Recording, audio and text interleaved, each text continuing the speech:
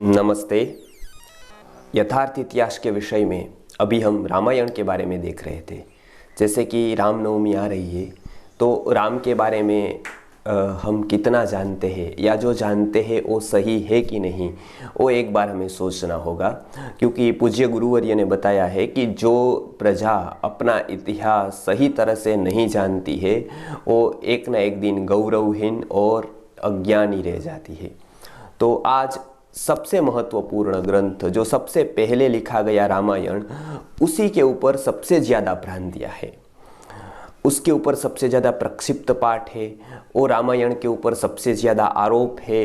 राम जी के चरित्र पर सबसे ज़्यादा कलंक है, कलंकित किया जा रहा है। तो ये तो ना समझ लोग कर रहे हैं या जो कुछ जानते नहीं वो कर रहे हैं। समझने वाले लोग क्या कर रहे हैं, जो भी घटना है उसका समर्थन करने लग जाते हैं, बजाय कि उसको ऐसा हुआ है कि नहीं वो जानना पहला कर्तव्य होता है। जैसे कोई अपना आदर्श गुरु वगैरह है, वो कुछ करता है या तो उसके ऊपर कुछ आरोप है कि चोरी की उन्होंने, या तो फिर कुछ दूसरा किया या किसी को मारा, तो हम ये कहने लगते हैं कि नहीं गुरु ने चोरी की, वो कोई विशेष परिस्थिति में की है, या लेकिन हम मान लेते हैं कि उन्होंने चोरी की, फिर हम उसके ऊपर अपने आप में समर्थन देने लगते हैं। तो जैसे ये एक गलत तरीका होता है, क्योंकि पहले तो जांच करनी होती है कि ऐसा किया या नहीं किया, ऐसा हुआ या नहीं हुआ। उसी तरह से राम जी ने जो कुछ किया, जैसे सीता का त्याग किया, जैसे शंभू का वध किया, या और कहीं पर कहीं मामलों में जो कुछ किया, समाज के सामने जब वो घटनाएं आती है तो समाज उसके ऊपर क्रिटिसाइज करता है, उसके ऊपर बोलता है, उसके ऊपर आरोप लगाता है। साधु सन्यासी कथाकार क्या कहते हैं, उसको समर्थन करने लग जाते हैं कि नहीं उस समय ऐसी परिस्थिति थी, ऐसा था वैसा था। वो नहीं जानते हैं कि ऐसा हुआ है कि नहीं हुआ है। उसका कारण क्या है? उसका कारण ये है कि जो दर्शन की एक पद्धति रही पढ़ाने की, एक इतिहास पढ़ने की एक पद्धति रही, उसके पहलू को एक देखने की पद्धति रही, वो प्रायः भारत में 300-400 सालों से चली गई। 300-400 सालों के बाद जो भी प्रायः कथाकार या साधु संत हुए, वो मैकोले की शिक्षा लेकर हुए। उन्होंने इतिहास का अध्ययन नहीं किया, संस्कृत में किस तरह से ग्रंथों को पढ़ा जाता है, दर्शन की कितनी रीति होती है ग्रंथों को खोलने की, उसका कुछ अध्ययन उनको नहीं हुआ। बस केवल संस्कृत से अनुवाद पढ़ लिया।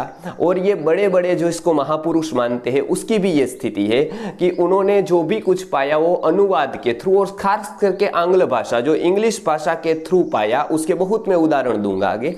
तो उस तरह से उन्होंने ये अनुवाद पढ़े और उसके बाद हमारे सामने ये रखे। तो ये कितना यथार्थ होगा जो खुद ही नहीं जानते हैं और केवल पुस्तक से पढ़कर बता रहे, जो कि पुस्तक भी बहुत सारे पाठों से, प्रक्षिप्त पाठों से वो सम्मिलित है। बहुत सारे प्रक्षिप्त पाठ पुस्तक में है, विभिन्न पुस्तकों में, अनुवादित पुस्तकों में है। इसलिए पहला कर्तव्य ये होता है कि राम को जानना है, जीवन की व्यवस्थाओं को पहचानना है, राम राज्य को जानना है, तो सबसे पहला कर्तव्य राम को जानना होगा। और उसके लिए यथार्थ रामायण को या रामायण को यथार्थ रूप से जानना होगा। यथार्थ रूप से तभी जान पाएंगे जब उसमें हम जानेंगे कितना प्रक्षिप्त है, कितनी मिलावट है।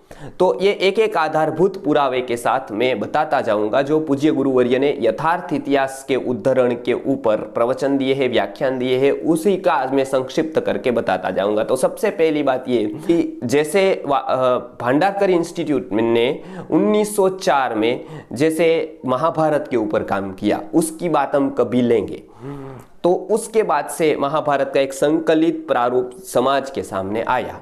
उसी तरह से जो बहुजन समाज की या विद्वानों की जो एक इच्छा थी कि यथार्थ रामायण को सामने रखा जाए। रामायण यहाँ वहाँ कहीं तरह की, कितनी प्रकार की रामायण भी मिल रही है, उसमें राम के पूर्व जन्म से लेकर वर्तमान जीवन तक की विसंगतियां बैठ रही है, किसी में कुछ, किसी में कुछ, किसी में कुछ, ऐसा है। तो एक कथा के रूप में वो लिखी गई, इतिहास के रूप में नहीं।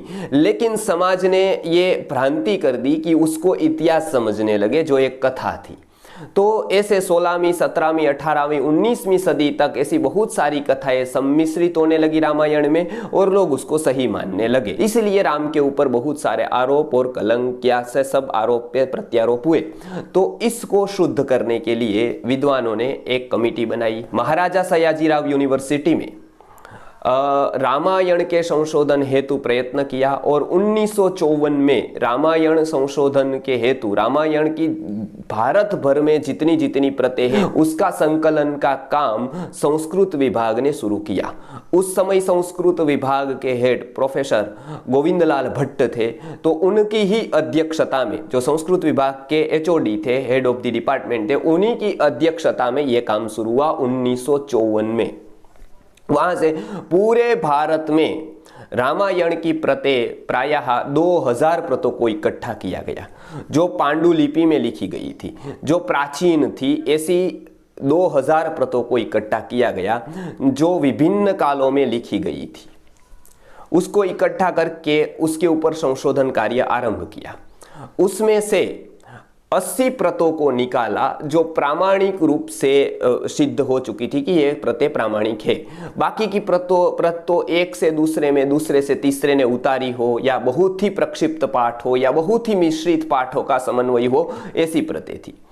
उसमें भी 80 में से 45 जो प्रतें थी वो देवनागरी लिपि में लिखी गई थी, और बाकी की जो प्रतें थी वो काश्मीरी है, नेपाली है, ऐसी अलग अलग लिपियों में लिखी गई थी, बंगाली है, ऐसी अलग अलग लिपियों में लिखी गई थी। उसमें से भी 46 प्रतों को अलग किया जो सब लिपियों में थी, जो उसमें प्रामाणिक पाठ मिलते थे और बहुत ही कम प्रक्षेप भाग था। तो ऐसी 46 प्रतों को लेकर, 46 प्रतों को लेकर कार्य का आरंभ किया गया। अब उसमें से सबसे प्राचीनतम प्रत जो मिली वो वीर पुस्तकालय जो नेपाल में स्थित है, उसकी जो एक प्रत थी वो सबसे प्राचीन मिली। वो ईस्वीसन 1020 के साल की थी। अर्थात अभी प्राचीन से प्राचीन जो रामायण लिखी हुई मिल रही है वो 1020 से पुरानी नहीं मिल रही है, 1000 साल पुरानी ही मिल रही है, उससे ज्यादा पुरानी लिखित में नहीं मिल रही है।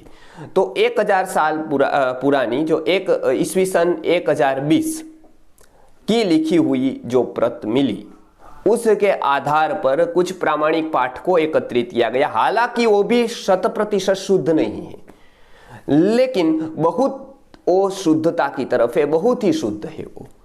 तो आपको जानकर आश्चर्य लगेगा कि अभी की जो वाल्मीकि रामायण मिल रही है, जो अलग अलग प्रेस से अलग अलग संस्थाओं ने स्थापी है, उसमें 25,000 श्लोक है।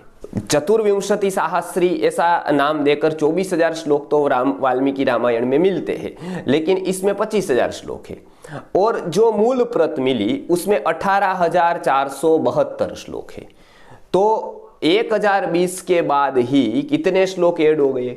1020 के बाद ही लगभग 6,000 श्लोक प्रक्षिप्त हुए विभिन्न कालों में।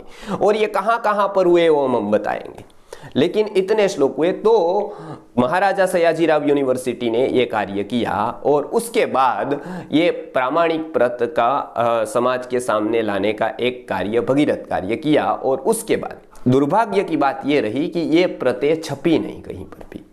अभी जो संस्थाएं छाप रहे हैं वो उन्हीं के हिसाब से प्रतों को छाप रहे हैं जो प्रक्षिप्त पाठ वाली है।